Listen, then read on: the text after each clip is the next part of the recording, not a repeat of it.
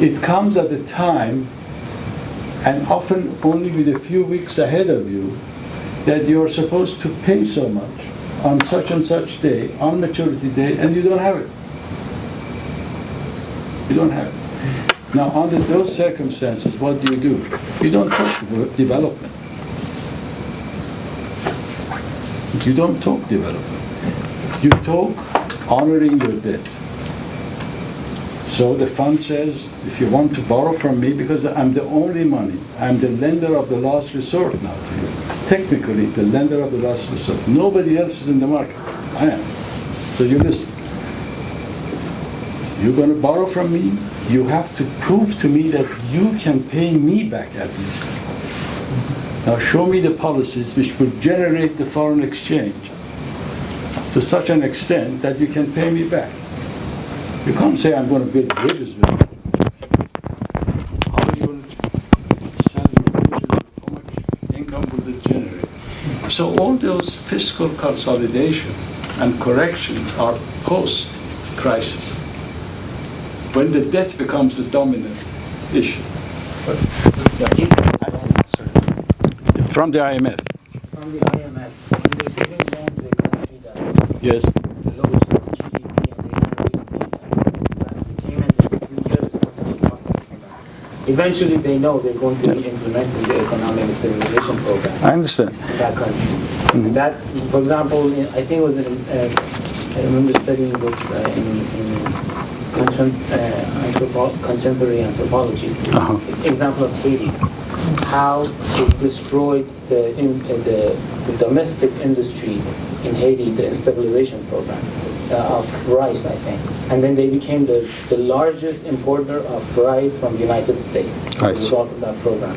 So they say whenever the loans are usually given, they never materialize in terms of development. They end up, countries not being able to pay back the payment and the stabilization program. I follow you.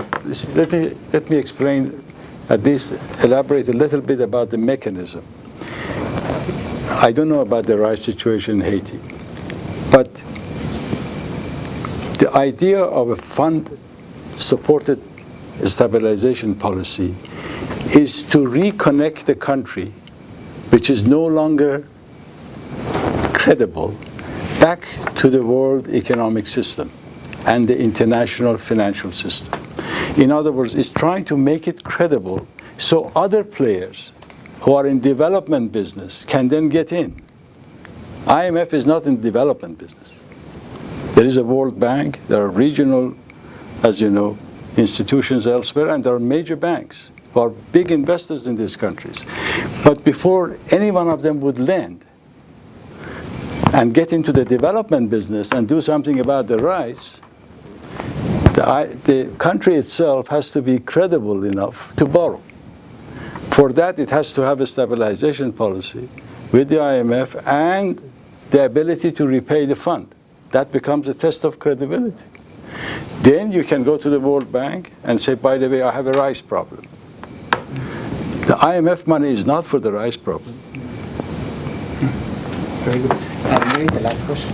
But I guess I would comment on these questions and comments that isn't it the nature of modern economics and modern economic thinking, with regards to Turkey, especially you were mentioning, that we when we read the news, we hear the news that it's now they're saying all of these problems, the borrowing of money. But I remember very recently, in the last couple of years, that it was,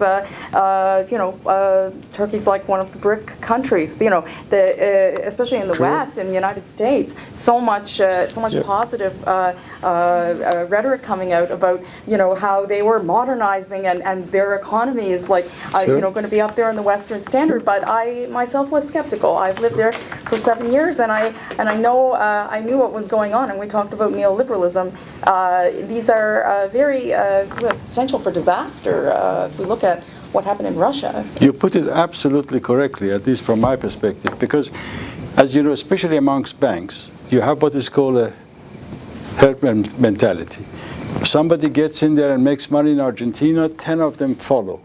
Let's not miss that market. So the whole idea is market participation and market share.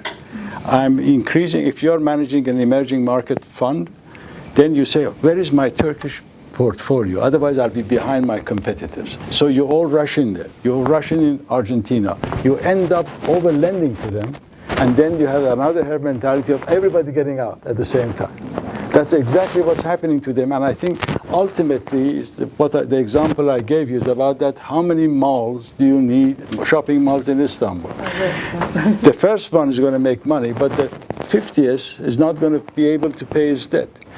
And they all end up GDP-driven, high growth-driven economic approach because they're all developing countries. America is quite happy if the 2% goes up to 3%. Nobody talks about 8% growth in America. But if I promise you, I mean, I won't be around to show it to you, but if America starts growing at 8%, continuously, something's bound to happen in the process too. Yeah. It's too much growth every year. Yeah, well, and I think in particular, real estate, it is really, whether it's a shopping center or it's an apartment complex. I've seen it, it's been in the news, I think in Mongolia even, this building of apartment buildings, and then, hardly anybody is living in them.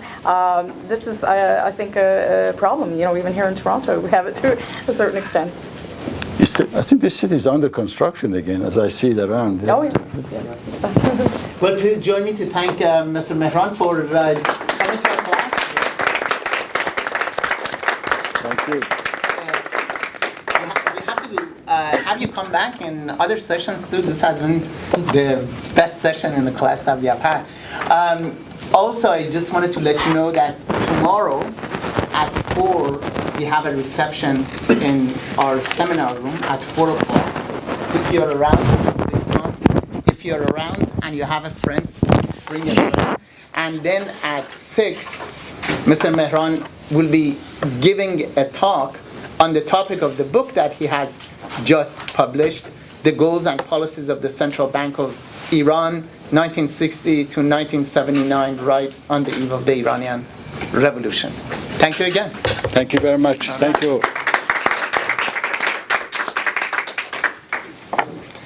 خیلی